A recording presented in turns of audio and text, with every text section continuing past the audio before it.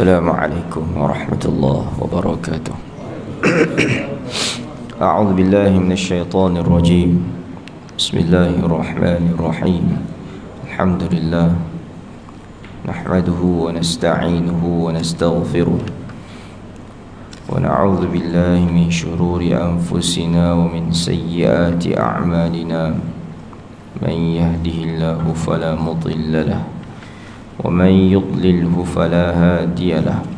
أشهد أن لا إله إلا الله وحده لا شريك له وأشهد أن سيدنا وحبيبنا محمدا عبده ورسوله وصفيه من خلقه وحبيبه، أنه صلى الله عليه وسلم أدى الأمانة ونصح الأمة وكشف الله به الغمة. صلاة وسلاما على حبيبنا المصطفى وعلى آله وأصحابه أجمعين، أما بعد. Dimuliakan Fadilatul Ustaz Tuan Imam, pengurusi dan seluruh yang kuasa, Ashabul Fadilah, tuan-tuan yang dimuliakan Allah Ta'ala.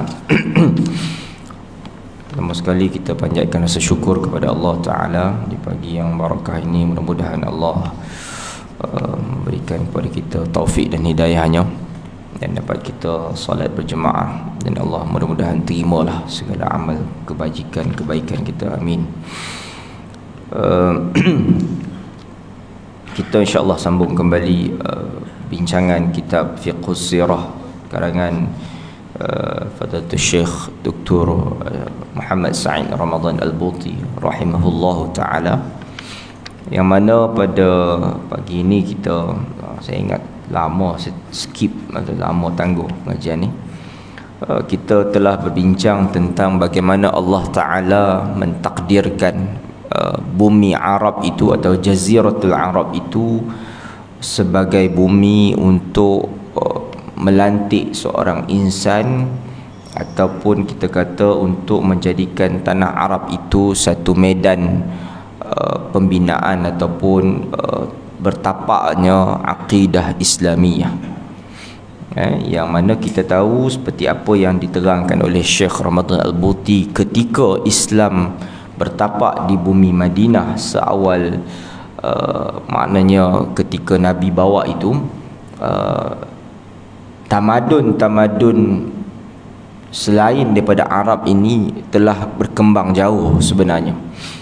Umpamanya Rom, Parsi dan Greece juga telah bergerak, walaupun sebenarnya seperti apa yang disebut oleh Syekh Buti, banyaklah kerosakan berlaku pada mereka tu, tapi mereka telah maju ke depan. Dan realiti pun hari ini kita tengok di barat sana, di Eropah, maknanya walaupun mereka negara yang maju, tapi tak dinafikan juga kerosakan mereka juga amat dahsyat juga, kerosakan moral, di segi nilai kemanusiaan rosak juga banyak di sana. Tapi dalam masa yang sama kemajuan di sana juga, ekonomi, teknologi dan sebagainya. Dan ini realiti berlaku ketika awal Islam ataupun sebelum Islam datang lagi. Tetapi dengan jelas kita melihat apabila Islam datang, masya-Allah tabarakallah, itu telah merubah struktur bumi Arab, yang mana kita tahu zaman kegemilangan Islam yang paling awal adalah di zaman Sayyidina Umar radhiyallahu anhu, apabila Islam menakluki dunia 2/3. 2/3 dunia ditakluki oleh Islam. Berkembang sehinggalah kita tahu, sehingga zaman sultan-sultan ataupun khalifah-khalifah Islam. Tetapi akhirnya kitaran alam ini Allah Ta'ala tunjuk balik, berubah balik. Dan realitinya hari ini kita sudah, umat Islam sudah balik macam nak jahiliah balik. Bukanlah exactly, tapi dia sudah macam tu balik lah. Kita sudah tidak ada kuasa, kita hanya jadi umat pengguna. Di segi kemajuan pun kita tak dapatlah begitu nak bangga sangat atas tangan umat Islam. Walaupun ada, tak dinafikan, Tapi tak payah kita compare di peringkat dunia lah, worldwide. Di negara kita pun tak dapat kita nak nafikan bahawa selain daripada umat Islam itu lebih maju. Di segi ekonominya, even kalau kita nak compare akhlak pun, kita tak begitu boleh bangga umat Islam. Umat Islam tak begitu nak boleh dibanggakan dengan nilai moral. Ini jelas tuan-tuan. Kita lihat umpamanya di negara-negara yang tak ada agama Islam, majoriti non-Muslim, tapi dengan adabnya, kesantunannya masih tinggi. Banyak sudut. Tidaklah kita berniat untuk melihat ataupun kita kata merendah-rendahkan umat Islam, tapi ini beberapa perkara yang boleh kita koreksi bersama, muhasabah bersama, beberapa kelemahan, bertujuan untuk menilai balik kelemahan itu agar diperbaiki. Kita tak dapat nak begitu bangga sebenarnya, walaupun banyak sudut kita bagus, banyak sudut juga kita bagus.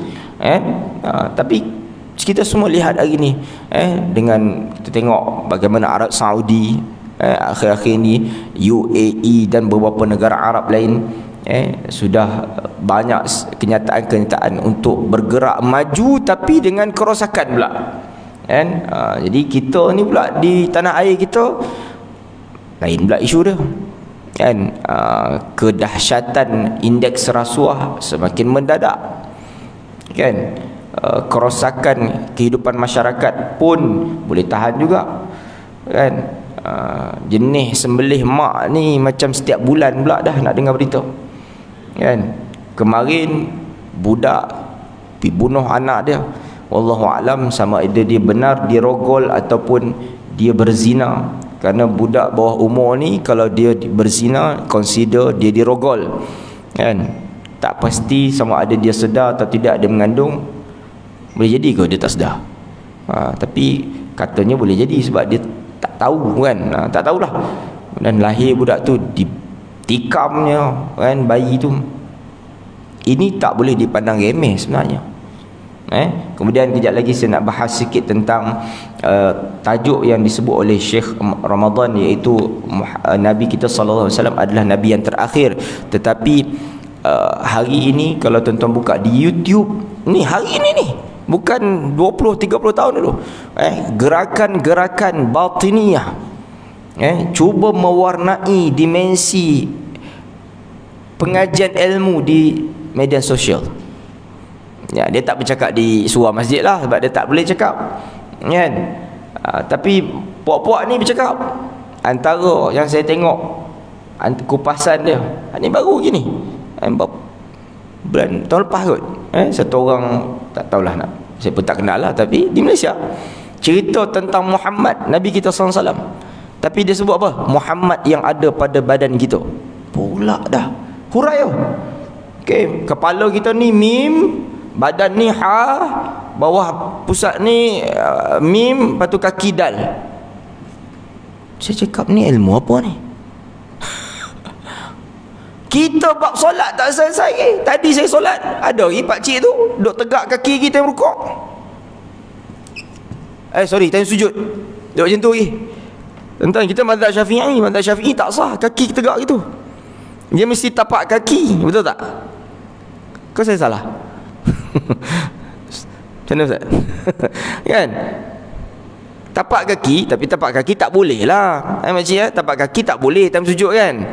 Jadi Imam Nawawi kata mesti sekurang-kurangnya satu jari kaki lipat sempurna. Satu. Kurang. Kalau tak faham orang Jawa kata at least. Satu ibu jari, satu jari mesti lipat. Kena lantai. Sebab rukun sujud kan kaki kan, bukan letak gitu. Ni Hanafi. Kalau Hanafi dia lipat gitu pun tak apa, belakang kaki pun tak apa. Tapi tuan-tuan mazhab apa? Hanafi. Oh patutlah. saya tak perasan suara An-Nur dah Hanafi. Tak apa, betul. Saya tak ada masalah kalau kita mengaji sungguh. Kan? Kalau mengaji sungguh mazhab Hanafi okey. Tapi Imam Abu Hanifah pun tak kenal kan. So sajalah nak sebut sebab saya nampak tadi kan. Kalau tuan-tuan ingat dulu almarhum tuan guru kita Fadil Datuk Abu Hasan Din, ingat tak banyak video dia viral dia, tapi dia pesan marah sungguh. Dia bagi tu ya, tu tak sah, tunjuk lah. Saya tak mau tunjuk lah kan, tapi ni untuk muhasabah semua. Jadi kita baikilah kan, bila kita solat, kaki kita tu tekan, sekurang-kurang satu jari makcik, satu jari mesti lipat sekurang-kurang. Kalau nak cantik pahala sunnah yang terbaik, lipat semua kalau boleh lah kan. Tapi kalau lipat-lipat tak boleh lurus dah, saya tak tahulah, saya tak ada insurans. Kan, pasal tak pernah lipat, duk lipat perap, tak boleh lurus duk lipat itu kan. Nah, tapi maknanya ilmu-ilmu macam tu pun kita tak selesai lagi. Saya tak tahulah ilmu-ilmu pelik-pelik tuan-tuan. Ini kritikal tuan-tuan. Sebab kenapa saya kata kritikal? Sebab yang tengok tu ramai, bukan 15 orang yang tengok. Ramai daripada tuan-tuan ni yang datang ni 40 orang, 30 orang. Yang tengok dekat YouTube tu 1000. Ini kita sedang, ayah-ayah, ibu-ibu yang dimuliakan Allah Ta'ala, umat Islam hari ini sejujurnya, tak apalah ini setuju ke tak setuju, saya sudi untuk, kalau tak setuju, tapi saya melihat, kerana saya follow apa yang perkembangan suasana ilmiah di luar sana. Ada banyak krisis umat Islam hari ini, minda kita. Saya tanya satu soalan saja ni, sebelum kita bincang. Kita ni saya tanya orang surah An-Nur lah. Islam ni dia ajar prinsip tuan-tuan, betul tak? Islam ni dia ajar prinsip. Maknanya kita ni nak mencari kebenaran. Tetapi antara kepincangan yang berlaku pada minda umat Islam, bukan semua, saya tak kata semua, sebahagian, kita ni lebih cenderung kepada bukan kebenaran, tetapi orang yang menyatakan sesuatu. Maksudnya apa? Maksudnya kalau kita suka satu orang tokoh, kita suka satu kumpulan, whatever dia cakap, whatever dia buat, kalau kita suka, kita kata semua betul dia buat. Ini berlaku. Setuju tak saya cakap? Dan kalau kita tak suka satu orang tokoh, kita tak suka satu kumpulan, apa dia buat tak kira betul salah, kita tetap akan kata salah. Betul kan? Inilah kepincangan minda yang berlaku kepada banyak orang. Dan saya tak kata orang Islam je sebenarnya, agama lain pun menghadapi krisis yang sama. Dan ini memang realiti, muskilah ataupun kebingungan minda manusia. Dia tak boleh buat satu timbang, minda dia tak boleh nak berfungsi. Sebab itu tuan-tuan, dalam Al-Quran Allah Ta'ala mengangkat darjat manusia berfikir. Kenapa? Kerana di sana ramai manusia yang tidak berfikir. Betul? Ni saya cakap ni, tuan-tuan fikir tak betul, tuan-tuan kejap lagi habis tuan-tuan kritik saya, it's okay, tak ada masalah. Betulkan saya, apa yang saya salah, betulkan. Itu adalah satu tabiat yang murni apabila seorang guru dibetulkan oleh orang yang, kalau orang sebut guru lah, saya tak mengaku saya guru pun, saya ustaz kampung cak ayam ya kan. Tapi kalau orang betulkan kita, itulah satu kemuliaan. Kenapa? Kerana Al-Quran menyebut watawasau bil haqqi watawasau bis sabr, berpesan-pesan, bertegur-tegur kepada kebenaran.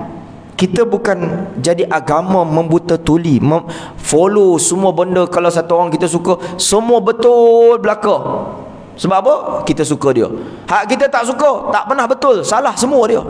Ini bukan minda Muslim tuan-tuan. Tak boleh. Agama tak aja. Yang boleh kita ikut solid 100% ni dua aja, Al-Quran dan Sunnah. Even sunnah Nabi SAW sendiri pun masih banyak lagi perbincangan. Semalam saya bincang tentang ni, sekarang ni kita tengah apa? Berada di bulan apa sekarang? Ingat tak ingat ni? Kan? Ingat bulan Syawal ni. Rejab. Kan? Tuan-tuan buka di YouTube ke mana, tuan-tuan tulis kelebihan Rejab. Berpuluh keluar cerita tentang kelebihan Rejab. Masya-Allah. Dan kita sangat berterima kasih kepada tuan-tuan guru al-fadhil ustaz-ustaz kita. Tapi saya secara peribadi, saya bukanlah pandai sangat, tapi Allah bagi sikit kefahaman. Saya referlah kepada pandangan atau tokoh-tokoh yang kita kata yang lebih solid. Contohnya kita refer kepada imam-imam besar dalam hadis. Saya tengok umpamanya huraian yang diungkapkan oleh seorang ulama besar Al-Azhar, iaitu Syekh Atiyah Saqar. Syekh Atiyah Saqar ni dah meninggal 2000, saya tak ingat dia baru lagi lah, bukanlah ratus tahun, tak, baru dalam 10 tahun gitu lah. Dia cerita tentang satu kitab yang dikarang oleh Al-Imam Ibn Hajar Al-Asqalani. Kenapa Ibn Hajar Al-Asqalani? Pengarang kitab apa dia? Fathul Bari. Mana tengok kitab Fathul Bari? Ustaz Fathul Bari mana tengok? Dia kitab besar hadis syarah kepada Sahih Bukhari. Nama dia Fathul Bari. Sahih Bukhari tahu kan? Sahih Bukhari tak tahu juga ke? Ayah agak tu. Sahih Bukhari ni kata ulama as-sahhul kitab ba'da al-Quran. Sahih kitab selepas Al-Quran Sahih Bukhari lah. Kalau orang Islam tak tahu nama kitab Sahih Bukhari, itu masalah sebenarnya. Kan? Jadi Sahih Bukhari ada hadis sahih, majoriti lah 99%. Sikit je hadis, dia bukan tak sahih, ada muallaqat. Tu tuan-tuan kena belajar hadis lah. Tapi majoriti hadis sahih semua. Boleh kata hadis sahih lah, senang. Tapi itu hadis saja, tak ada syarah. Syarah dia yang tulis Imam Ibn Hajar Al-Asqalani dan ada beberapa ulama lain, iaitu saya tak ingat 5 syarah kepada Sahih Bukhari. Ada Umdatul Qari, adalah berapa. Cuma Fathul Bari yang paling masyhur lah. Pengarang dia iaitu Al-Imam Ibn Hajar Al-Asqalani, dan kubur dia, makam dia di Mesir. Imam Ibn Hajar dia buat satu kitab khas pula. Dia cerita tentang Tabyinul Ajab Fima Warada an Rajab. Apa maksud dia? Satu kitab ringkas menerangkan tentang ketakjuban. Tabyinul Ajab, ketakjuban atau keterujaan orang tentang apa yang menerangkan pasal bulan Rajab. Saya kalau tanya macam-macam mesti teruja bulan Rajab, betul tak? Bulan Rajab ni memang teruja, betul tak? Rajab dia rasa macam bulan, Masya Allah, bagus. Dan betul pun, memang perlu kita teruja, kerana bulan Rajab bulan yang mulia di sisi Allah. Tetapi hadirin yang dimuliakan Allah Subhanahu wa taala, bulan Rajab bukan mulia kerana Rajab. Kenapa dia mulia? Sebab apa bulan Rajab mulia? Mulia bulan Rajab ni memang Allah yang sebut kemuliaannya. Kerana bulan Rajab adalah bulan haram. Bulan Rajab adalah salah satu daripada bulan-bulan haram. Apa dia bulan haram? Kita ada 4 kan bulan-bulan haram. Apa dia? Zulqa'dah, Zulhijjah, Muharram, kemudian Rajab. Cuma kenapa orang kita lebih tertarik untuk dengan bulan Rajab? Takdirnya Allah Ta'ala buat Zulqa'dah, Zulhijjah dengan Muharram ni berturut-turut. Bulan tu bersama-sambung. Tapi Rajab duduk seorang-seorang, nak dekat dengan Ramadan. Imam Ibn Hajar kata apa? Tidak ada hadis yang sahih yang menerangkan Rajab secara khusus ada kelebihan. Tak ada. Tapi sebahagian ada lah. Saya tengok kan, orang duk baca lagi ada hadis yang Rajab bulan Allah, Sya'ban bulan Nabi aku, Ramadan bulan umatku. Hadis itu tidak sahih. Bahkan bukan sebagian bukan menghukum dhaif. Kalau dhaif boleh bincang lagi. Ada yang menghukum maudhu', bukan saya, para ulama hadis. Tidak sabit hadis itu, tidak boleh disandarkan kepada Nabi. Sebab itu Imam Ibn Hajar ni mazhab Syafi'i tau. Dia solid. Dia kata tidak ada hadis yang membincangkan, yang menerangkan tentang kemuliaan Rajab. Tetapi bulan Rajab tu mulia sama level dengan bulan-bulan haram yang lain, Zulqa'dah, Zulhijjah dan Muharram. So bulan ni samalah, digalakkan berpuasa, digalakkan mula kita banyak sedekah, banyak kita qiyam. Bagus, tidak ada masalah. Cuma bukan kerana Rajab, kerana dia bulan-bulan haram. Ini diterangkan. Tapi ada orang dia fokus Rajab, bejar Rajab. Bukan. Tidak ada puasa Rajab, makcik. Dia bukan puasa Rajab, puasa bulan haram. Cuma sekarang bulan Rajab lah. Maknanya niat yang sama nanti baca bulan Zulqa'dah sama juga. Tapi digalakkan kita banyak puasa. Amalan yang sama, niat saja. Tapi ada orang dia faham, tapi ustaz nak niat bulan Rajab, boleh niat puasa Rajab, tapi bukan kerana Rajab, kerana dia bulan haram. Maknanya bukan puasa khusus bulan Rajab. Nanti bulan Zulqa'dah boleh puasa sunat juga, sama pahala dia macam bulan Rajab. Itu maksud dia. Cuma ni sajalah saya share, saya baca tu, saya nak kongsi kan. Kalau siapa nak keterangan dia, saya tunjuk kitab dia, boleh download PDF tapi bahasa Arab. Jadi maknanya, cuma saya boleh katakan antara hikmah yang boleh kita fikirkan kenapa Allah Ta'ala letakkan Rajab ini bersendirian, tidak diikat dengan bulan-bulan yang lain tadi tu, wallahu alam. Tapi ini sekadar kita boleh ambil faham ataupun kita katakan hikmah di sebaliknya, kerana barangkali Allah Ta'ala ingin mengingatkan kita kerancakan suasana ibadah itu telah bermula kerana sebulan lagi kita bakal bertemu dengan Ramadan. Hak tu kita boleh faham lah. Tapi adakah memang Nabi kata itu Rajab ni datang sebab Ramadan? Tak. Tak ada sandaran begitu. Tapi adakah Rajab itu bulan biasa? Tak. Dia bulan yang special. Hatta orang-orang jahiliyah telah awal memuliakan Rajab. Sebelum Islam datang, Rajab telah dimuliakan. Mereka telah melucutkan senjata-senjata. Mana apa kita panggil? Genjatan senjata. Tak perang 4 bulan ni. Makna Rajab ada. Kemudian Islam datang, tidak, benda yang Arab jahiliyah buat tu tidak bercanggahan dengan maknanya sifat yang mulia, maknanya tak berperang, tidak menumpahkan darah. Islam raikan, bahkan Allah Ta'ala sebut dalam Al-Quran dan Nabi menyebutkan dalam hadis yang sahih Bukhari, demikian Allah meneruskan apa yang telah dibuat oleh jahiliyah. Dan ini satu benda yang saya sebut tadi, benda yang baik Islam ajar, bila benda yang betul walaupun datang daripada jahiliyah, orang ya jahiliyah kot kan, musyrikin, tapi Allah tak buang. Kerana benda tu tidak bercanggah dengan tabiatul insan, bahkan bagus. Bahkan Islam bukan takat Rajab, Muharram, bahkan semua bulan Islam tidak suka kepada peperangan, melainkan apabila hak Islam diperkatak-katikkan, hak tu kena perang kan. So nak sebut bahawa Rajab itu bulan yang mulia, dan bulan ini adalah bulan kita sudah mula merancakkan diri kita dengan suasana ibadah. Kita sudah mula berjinak lebih kepada Al-Quran, sedekah kita sudah lebih, melangkah kita Sya'ban untuk bertemu dengan Ramadan. Hak tu tidak ada pertikaian, cuma cara kita faham apa itu Rajab sahaja. Kerana tuan-tuan yang dirahmati Allah, salah faham kita pada satu-satu ibadah, ia boleh menjadikan amalan itu nilainya tak bernilai. Sebab salah, macam kita lah tadi sembahyang subuh tapi terniat zuhur, sah?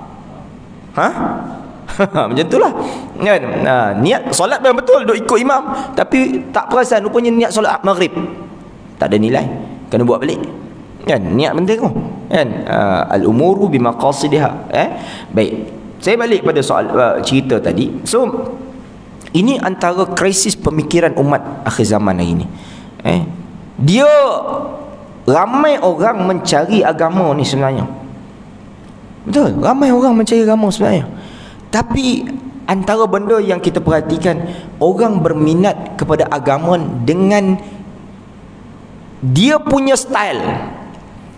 Dia tak minat agama yang memang telah sekian lama dibawa oleh para ulama kita, mana daripada Nabi. Dia suka agama yang ada new culture sikit. Agama juga, tapi agama yang yalah, betul lah kadang dalam dakwah ni perlu ada versatile. Saya pun belajar dulu kan. Tapi kadang-kadang versatile sampai merepet pun tak boleh jugalah. Kan? Tapi itu yang berlaku tuan-tuan. Sudah tengok orang bahas tentang Nabi Muhammad, sehingga kan yang ada yang mendakwa Allah tu, wal'iyadzubillah, Allah tu bukan Tuhan, Allah tu jawatan. Yang menjawat jawatan tu Nabi kita Muhammad. Ada tuan-tuan? Saya cakap, ini ajaran apa ni? Kemudian mensyarahkan ayat suratul Ikhlas, qul huwallahu ahad, qul huwa itu Muhammad, anta Muhammad huwallah. Pening tuan. Tapi kalau saya bukan suruh carilah benda ni, tapi kod kita terdengar takut terkesan. Sebab yang bercakap itu adalah orang-orang tertentu dan dia bercakap fasih. Antara kita punya orang kata apa, kesukaan orang kita ni suka dengar ceramah yang fasih.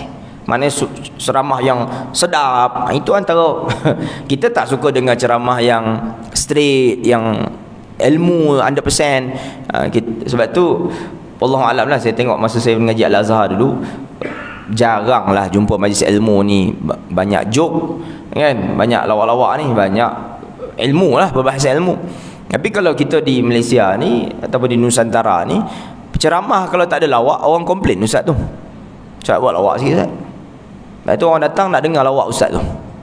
Kan? Yang diingat lagi ustaz tu balik, ui lawak lah ustaz tadi. Hak lawak ustaz tu, hak ustaz tu pesan dunia apa, syurga neraka tak ingat. Hak lawak ustaz tu. Ustaz pun duduk kat rumah tu fikir punchline. Ustaz pun terpaksa tengok Maharaja Lawak, nak tiru lawak macam lawak.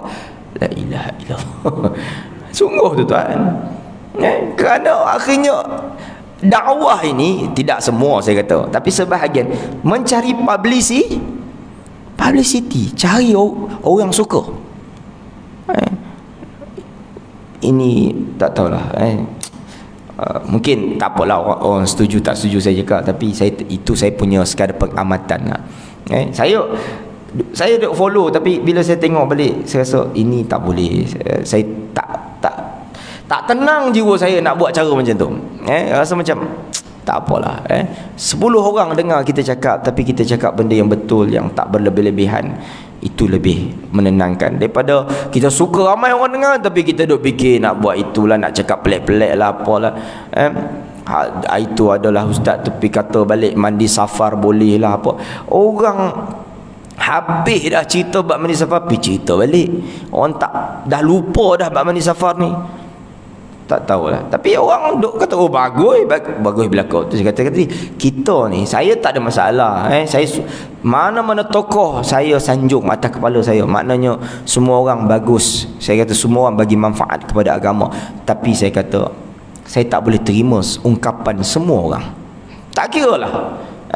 Besar mana serban dia, akhirnya Allah Ta'ala bagi kita akal, kita fikirlah balik. Ada benda dia cakap macam tak berapa nak okey, kita nilai. Kita bukan tolak terus, kita nilai fikir. Tuan-tuan, akal Allah bagi ni, ayah-ayah ibu-ibu tentu lebih cerdik bijaksana daripada saya. Sebab itu bila saya cakap ada yang tak kena betulkan saya, it's okay. Akal kita semua ni dalam surau ni semua Allah Ta'ala bagi sama aja. Tidak ada saya lebih daripada tuan-tuan. Cuma Allah rezeki sikit pada saya ada rezeki belajar agama, hak tu. Tapi tidak menunjukkan mungkin saya lebih cerdik daripada tuan-tuan, tak. Sebab itu kalau saya menyampaikan sesuatu benda yang mungkin kurang tepat dan tak betul pun, tidak ada masalah. Tidak ada keaiban untuk saya ditegur. Itu tabiat yang sepatutnya subur dalam kehidupan kita. Tapi ada orang tak boleh. Oh, jangan tegur ustaz. Mana mungkin. Kalau kita lihat di kalangan para ulama kita, Al-Imam Syafi'i dan gurunya Al-Imam Malik rahimahullah ta'ala sentiasa berbincang, tegur menegur. Kalau tidak, masakan Imam Syafi'i buat mazhab dia sendiri. Kalau tidak, baik dia follow je apa imam dia buat, Imam Malik. Pasti dia ada yang tak setuju dengan tok guru dia, betul tak? Kalau kita fikirlah. Tapi bukanlah kita nak kata kita cerdik macam Imam Syafi'i. Taklah, Imam Syafi'i luar biasa lah. Cuma Allah Ta'ala mengiktiraf minda akal kita. So tidak ada. Betul Dr. Qaradawi kata apa? Janganlah kita ni jadi umat Islam macam orang mandikan mayat. Kita ni jadi mayat. Mayat kan? Mayat macam mana? Angkat ketiak, tak boleh buat apa, ikut apa orang buat-buat, aku mati dah. Tak boleh. Allah bagi kita akal, berfikir. Tengok Tok Imam, contoh kan, imam kita okey. Contohlah, Tok Imam kita salah, takkan follow. Mesti kita betulkan, betul tak? Subhanallah, tegur. Mana imam kita tak betul. Imam pun duk cek, aku baca betul lah. Rupakan pelekat imam berlubang. Kan? Tapi kena tegur lah. Kan? Tak boleh biarkan. Demikian. Apatah lagi kalau kerajaan salah, tegur belakang. Kan? Tegur tuan-tuan. Tapi bukan kita suruh maki. Orang kita ni masalah tegur tak nak, tapi maki suka. Maki saja. Tak betul maki. Itu saya kata tadi. Dia, kalau puak dia, grup dia, ustaz dia, yang cakap semua betul belaka. Tapi kalau yang dia tak suka, maki semua. Kita tak boleh. Itu medan yang tidak sihat. Sepatutnya apa yang dilontarkan oleh guru kita, ustaz kita, kita nilai. Kalau betul, Masya Allah, kita follow. Tak betul, bukan maki, tegur, bincang. Demikian orang yang mungkin kita tak sehaluan, kita perbaiki, kita dengar, kita berbincang. Ini membentuk suasana ilmu yang subur. Tapi agama tidak bagi merendah-rendahkan orang, menghina orang, mencaci orang. Kita saling bertegur, bertukar-tukar fikiran, dan ini adalah satu amalan yang terpuji sebenarnya. Nanti kalau tuan-tuan tengok dalam sirah Nabi ini sendiri, kita akan tengok macam mana Nabi berhadapan dengan ketika Badar, peperang Badar. Nabi buka ruang pada sahabat untuk berbincang, tengok apa pandangan sahabat. Ini adalah amalan terpuji. Sebab itu kita bukan berdiri di atas mana-mana aliran, of course umat Islam lah, tetapi kita mencari titik kebenaran itu lebih utama. Tapi tak ada masalah untuk kita ikut mana-mana, cuma pastikan kita yang utamanya itu kebenaran. Maknanya kalau kita follow, tapi kalau ada yang tak kena, tegur, bukan caci, tegur. Jangan kita iakan semua. Iakan semua itu satu amalan yang terkutuk sebenarnya, amalan yang tak bagus. Baik, jadi saya bincang pagi ni sambungan daripada apa yang kita telah sebut pada pertemuan lalu, yang saya sebut tadi, iaitu bagaimana tanah Arab itu diangkat oleh Allah Ta'ala sebagai bumi yang terbina padanya Islam, yang mana awal Islam datang sebelum mana jahiliah sebelum itu, satu suasana yang boleh kita kata, nak kata kuno tu tidaklah, tapi macam bahasa kita ini macam ketinggalan zaman lah. Arab ni ketinggalan zaman, tuan-tuan. Dia tak ada langsung minda kemodenan masa tu. Tapi sekarang ambil, bila dia nak moden sungguh, saya sedih juga tengok UAE declare dia orang dah boleh berjudi di sana, ada kasino semua. Saya kata kesian lah, patut daripada dulu korang declare, baru sekarang nak declare. Orang dah jauh pergi dah. Kita Malaysia sampai bankrupt dah genting tu, jadi tapi itulah dikala orang mencari agama, dia pula menjauhkan diri daripada agama. Sebab UAE memang shake hand dengan Israel, betul kan? Kita tengok kan. So memang selangkah, Nabi kata shibran bi shibrin, sejengkal demi sejengkal duk follow puak-puak Yahudi ni. Sungguh kita tengok depan mata kita cuma Masya Allah tabarakallah, sebelah dia Qatar. Qatar ni saya pun tak pernah pergi. Pernah lah transit flight dulu, singgah lah Qatar, tapi taklah tahu banyak. Cuma 2 minggu lepas saya bertemu satu pakcik ni, Ahmadullah ni, dia dah 22 tahun duduk di Qatar, still duduk di Qatar, kerja di sana. Masya Allah tuan-tuan. Dan memang perkembangan Qatar ni kita pun tahulah so far, Masya Allah, sehingga kan kita tahu Arab Saudi memutuskan hubungan diplomatik dengan Qatar atas beberapa isu yang besar sebenarnya, kerana dia melihat Qatar ni di segi gerakan-gerakan Islam itu agak laju sekarang ni. Walaupun orang kata Ustaz habis World Cup Ustaz Qatar, tuan-tuan, hak tu ekonomi sama je, semua negara nak buat World Cup pun berebut-rebut tapi yang penting dari segi bagaimana dia membela Islam. Tuan-tuan, Qatar bagi bilion USD kepada Gaza. Betul, Qatar antara negara yang terbanyak memberi bantuan ke Gaza, Gaza. Inilah apa nama tempat umat Islam banyak tuan, Gaza bagi. Dan dia memang negara yang kaya, gasnya sekarang ni Masya Allah banyak. Kemudian dan satu lagi, Qatar cukup serius membela para ulama, ulama-ulama Syria yang yalah, Syria dah tak ada apa, dah musnah semua. Banyak duduk di Qatar, disediakan semua facilities, rumah pula, bukan rumah flat ke, rumah besar-besar. Ini kelebihan Qatar ini. Dan baru ni pun Tuan Guru ni, duta kita Tuan Guru Datuk Seri Abdul Hadi pergi Qatar kan, tapi tak tahulah, dia katanya jumpa Taliban, wakil Taliban. Tapi saya tengok adalah jumpa dengan apa nama dia, Amir Qatar, dia punya, Allahumma selamat, dia panggil presiden ke apa, Amir lah, Raja Qatar tapi nak sebutnya Qatar antara medan umat Islam, dan dia link dengan Turki kuat. So dia memang tak ngau lah dengan UAE, Dubai ni kan. Sebab tu Qatar ni, dan Masya Allah rupanya Qatar ni antara negara yang azan tutup semua kedai, salat 5 waktu tutup kedai. Malaysia boleh nak buat? Malaysia kena buat kan. Kedai makan Chong Sheng Shaw tak payah tutup lah, aturan tak ada lah. Itu yang saya sebut di beberapa kuliah. Saya kata apa, pasar malam kita tuan-tuan, pasar malam kalau di tempat majoriti Muslim, saya kata kena tutup. Kalau saya Perdana Menteri, saya tutup tuan. Tak boleh buka. Bukanlah tutup sejam, 10 minit, 15 minit je, berhenti kejap, transaksi jual beli, stop. Allahu Akbar, Allahu Akbar, tutup. 15 minit, solat semua peniaga, sediakan satu surau mini kat mana-mana, berhenti. Barulah daulah Islamiah kalau sebut negara Islam. Kan kalau nak sebutlah, tak sebut pun tak apa, tapi maknanya itulah kita tunjuk. Tapi kalau pasar raya yang pasar malam yang payung kuning tu tak payahlah, lantak dia lah. Ni umat Islam punya, kan, majoriti Muslim, tunjukkan suasana Muslim. Kan kalau kawasan tu memang Muslim semua, kan, kita tak payah nak buat memorandum 7E Speedmart jual arak. Kalau kawasan Muslim, kerajaan PBT keluarkan apa nama dia, statement ataupun klausa, tidak boleh kawasan majoriti Muslim dijual arak sewenang-wenangnya. Ini mesti kena ada.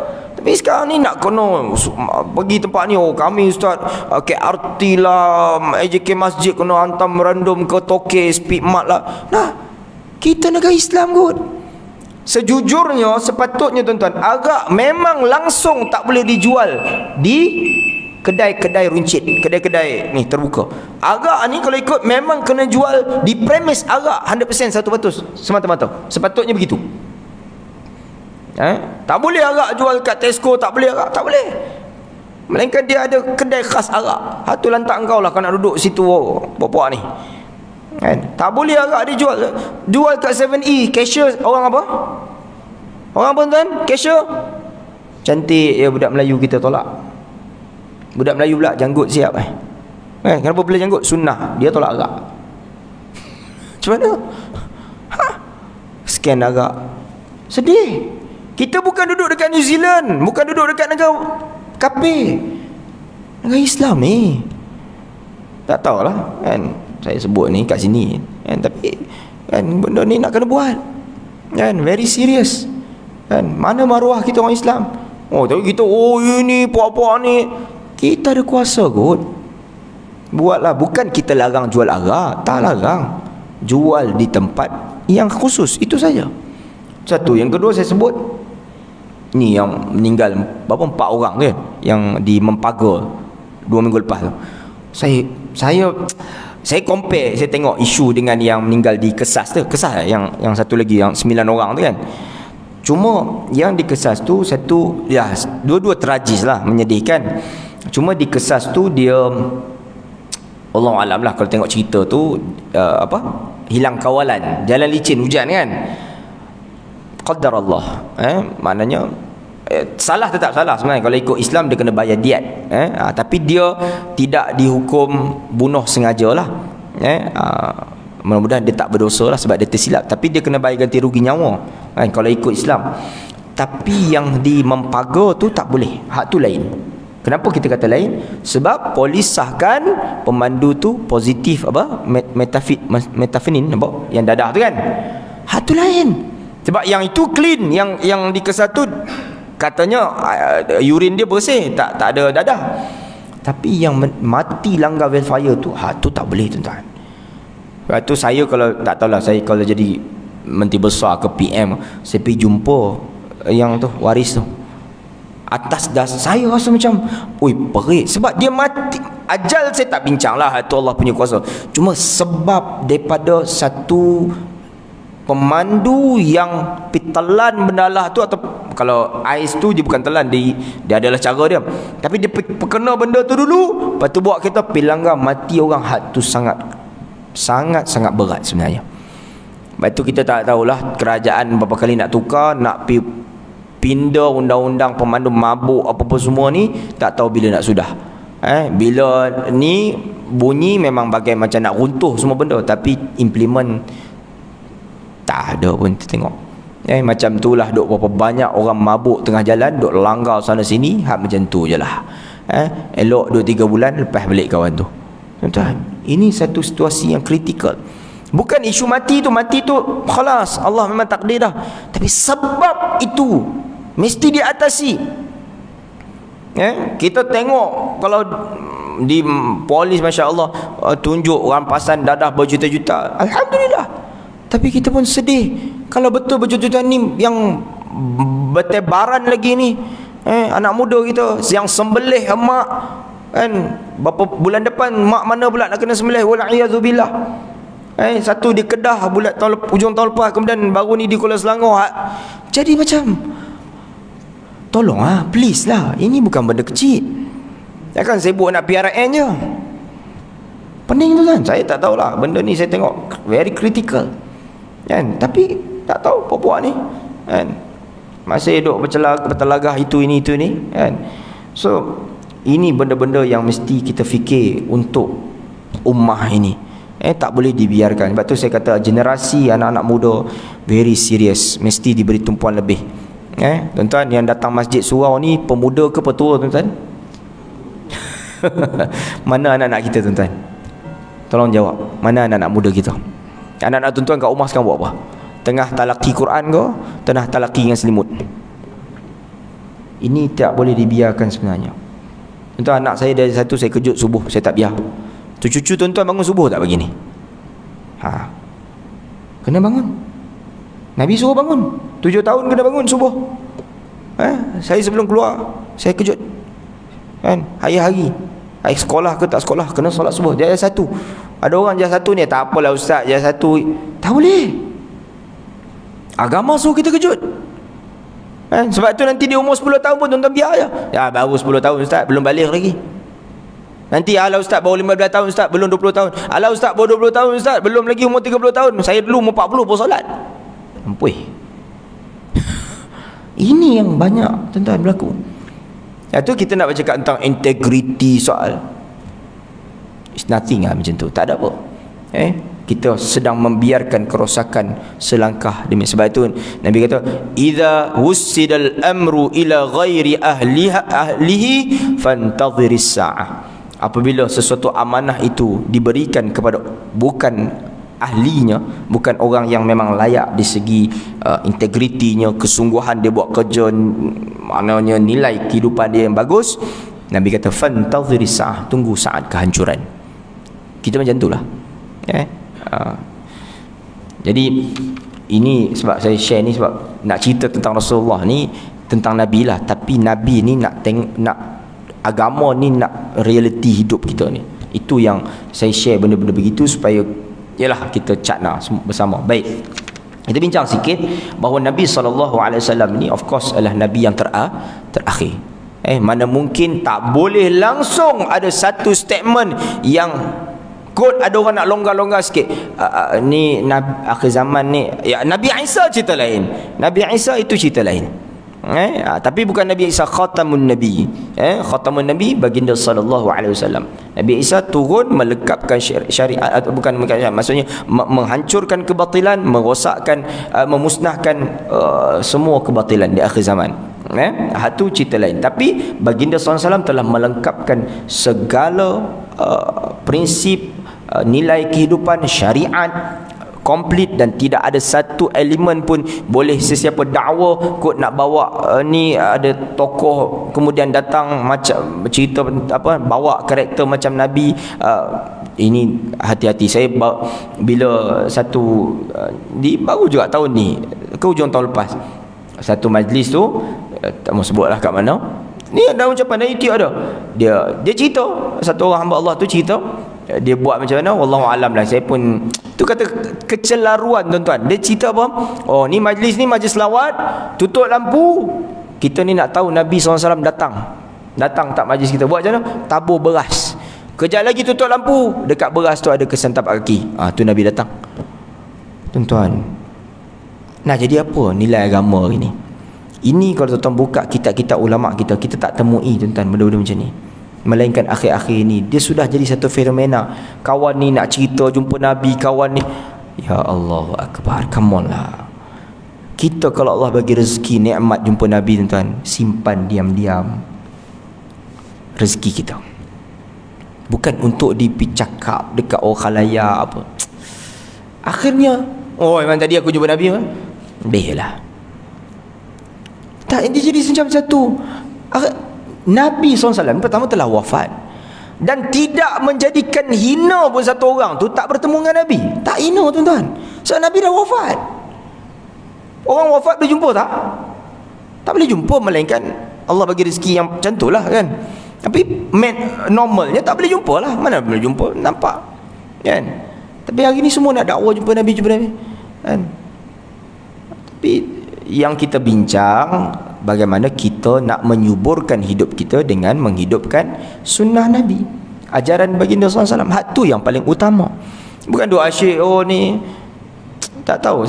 Benda ni banyak orang cakap tu yang saya share tu. Kalau orang tak cakap, kita pun tak kelang kabut kan. Saya kata tadi, kita bab solat tak selesai, betul nak cerita bab jumpa Nabi macam mana kan. Baik, Allah Subhanahu wa taala sebut, laqad kana lakum fi rasulillahi uswatun hasanatun liman kana yarjullaha wal yawmal akhir wa dzakarallaha katsiran. Bahawa pada Nabi SAW itu uswatun hasanah, very clear. Sebab itu Nabi SAW dia datang dengan 3 prinsip yang jelas, iaitu yang pertama akidah, yang kedua syariat, yang ketiga adab. Hak ni mesti kita tanam dalam hidup kita. Akidah sahaja tanpa adab, tanpa syariat dan adab mustahil. Ada orang panggil tasawuf, bahasa hari ni sama tu adab. Adab bagus, cakap baik, lemah lembut, santun, tak solat jahanam. Semayang bagus, Masya Allah, bangun malam hari, tapi cakap dengan orang kurang ajar, kutuk orang sana sini. Inilah puak ni pemalas puak. Tak boleh. Agama lengkap, akidah solid, syariat dijaga, peribadi baik, insya-Allah sejahtera. Balance. Islam ni dia agama balance. Dia tak boleh ekstrim. Ekstrim maksudnya apa? Oh, kita ni kalau ibadah ni pagi sampai malam ibadah. No. Betul dia baik dengan Allah Taala, tapi dia mesti berinteraksi dengan alam. Kalau dia berkeluarga, dia kena jumpa family, dia kena bekerja, dia kena macam tu. Kan? Islam agama macam tu. Dia cantik. Ada orang, oh akidah ni, oh kita tauhid. Tengok semayang kacau bilau. Saya jumpa orang tuan-tuan cerita bab tasawuf ni, masya-Allah. Saya suka tasawuf. Saya baca Imam Ghazali, masya-Allah. Tapi tuan-tuan, semayang tak betul. Saya geram. Saya kata sembang tasawuf, solat tak betul, baca Fatihah tak betul, tasawuf ke benda, saya kata. Tasawuf itu satu ilmu yang agung. Banyak tokoh-tokoh Imam Ibnu Athaillah As-Sakandari, saya baca hikam semua, masya-Allah. Tapi kita mesti lengkap. Cerita tasawuf, bini pakai lengan pendek keluar rumah, tasawuf ke benda? Nampak tak? Ini kepincangan. Tak balance antara syariat, hukum hakam dengan rohani. Rohani mesti selari dengan syariat. Syariat yang sempurna melahirkan rohani yang baik. Kita salat dengan sempurna, insya-Allah nilai tasawuf datang. Orang salat dengan sempurna tuan-tuan, hatinya tidak hasad dengki, tidak dendam, tidak saling membenci, tidak menzalimi orang. Itu tasawuf. Peribadi baik, tutur kata bagus, tu orang solat dengan sempurna. Tapi kalau ada orang solat sempurna, dia kata dia solat bagus, tapi cakap kasar, maki orang, itu bukan solat sempurna, itu merepek. Orang solat yang bagus ni cakap dengan bagus. Itu saya kata kalau orang solat bagus ni, masya-Allah, lengkap hidup dia. Tapi kena ngaji solat bersungguh. Buka Muniatul Musalli, tengok Syedok Fatani ajar kita solat macam mana. Muslimin yang dirahmati Allah.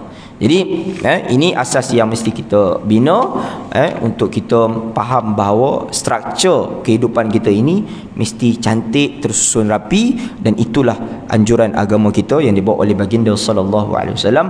Dan kita harap sama-sama tuan-tuan, Allah Taala pelihara diri kita, keluarga kita, generasi kita tuan-tuan, daripada kerosakan yang berlaku di luar sana yang sangat menakutkan. Tuan-tuan, takat nak masjid surau ni berapa kerat je lah yang datang. Tuan-tuan yang tengok di media sosial tu ribuan, puluhan ribu, bahkan mencecah ratusan ribu tuan-tuan. Tuan-tuan bayangkan betapa rosaknya minda orang. Hak nak dengar yang kelas-kelas macam ni, tak, orang tak minat. Orang suka dengar yang viral, yang macam-macam lah hari ni. So saya tak tahulah di mana kecacatannya, tapi kita sama-sama kena fikir, kena cakna, kena nilai tuan-tuan. Dan benda ini very serious kepada khususnya pada anak-anak muda kita. Mereka banyak cenderung kepada ajaran-ajaran yang latest ini dibawa, sebab itu nampak lebih, orang kata kalau bahasa budak ini, rare, benda yang ni cakapnya, tapi sebenarnya mengundang kecelakaan. Na'udzubillah min zalik. So saya tangguh dulu pagi ni, mudah-mudahan ada manfaat. Saya mohon maaf banyak-banyak mana yang saya kurang betul, kurang tepat. ahlan wa sahlan, perbaiki diri saya, tidak ada apa-apa masalah, kerana saya manusia biasa yang sekadar untuk berkongsi sahaja. Wallahu a'lam. Terima kasih banyak-banyak. A'udzubillahi minasyaitonirrajim. Bismillahirrahmanirrahim. Alhamdulillahi Rabbil Alamin. Wa sallallahu ala sayyidina Muhammadin wa ala alihi wa sahbihi ajma'in. Allahumma arina al-haqqa haqqa warzuqna ittiba'ah, wa arina al-batila batila warzuqna ijtinabah. Allahumma inna nas'aluka al-'afwa wal-'afiyah fid din wad dunya wal akhirah. Rabbana 'alaika tawakkalna wa ilayka anabna wa ilayka al-masir. Rabbana atina fid dunya hasanah wa fil akhirati hasanatan wa qina 'adzaban nar. Walhamdulillahi Rabbil Alamin. Terima kasih banyak-banyak. Mohon maaf banyak-banyak. Wassalamualaikum warahmatullahi wabarakatuh.